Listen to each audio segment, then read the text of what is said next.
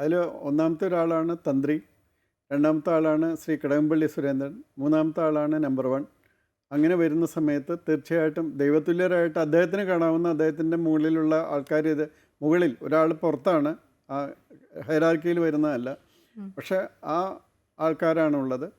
തീർച്ചയായിട്ടും അവരോട് ചോദിക്കേണ്ടി വരും. ഇപ്പോൾ എനിക്ക് ഈ നമ്പർ 1ൻ്റെ അടുത്ത് ഇത് എത്തിയോ ഇല്ല എന്നുള്ളത് പറയേണ്ടത് ശ്രീ കടകംപള്ളി സുരേന്ദ്രനാണ്.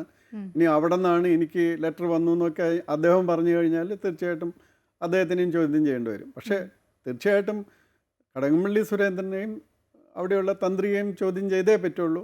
മാത്രമല്ല തന്ത്രിക്ക് ഇതിൽ ഒരു വലിയ ഉത്തരവാദിത്തം വരുന്നുണ്ട്. കാരണം 2025 വരെ ഇക്കാര്യങ്ങൾ ആരും അറിയാതെ ഒളിച്ചു വെച്ചതിൻ്റെ ഒരു ഉത്തരവാദിത്തം അദ്ദേഹത്തിനുണ്ട്. അതുകൊണ്ട് തന്നെ അദ്ദേഹത്തിന് വളരെ എന്താണ് പറയുന്നത്, നിഷ്പക്ഷനായിട്ടോ അതല്ലെങ്കിൽ അദ്ദേഹത്തിന് വിധേയത്വം കാണിക്കേണ്ടി വന്നതാണെന്നോ മാത്രം പറഞ്ഞ് നിൽക്കാൻ പറ്റില്ല. കാരണം അദ്ദേഹത്തിനെ കൺട്രോൾ ചെയ്യാനായിട്ട് ഗവൺമെൻറ്റിന് യാതൊരു നിവൃത്തിയുമില്ല.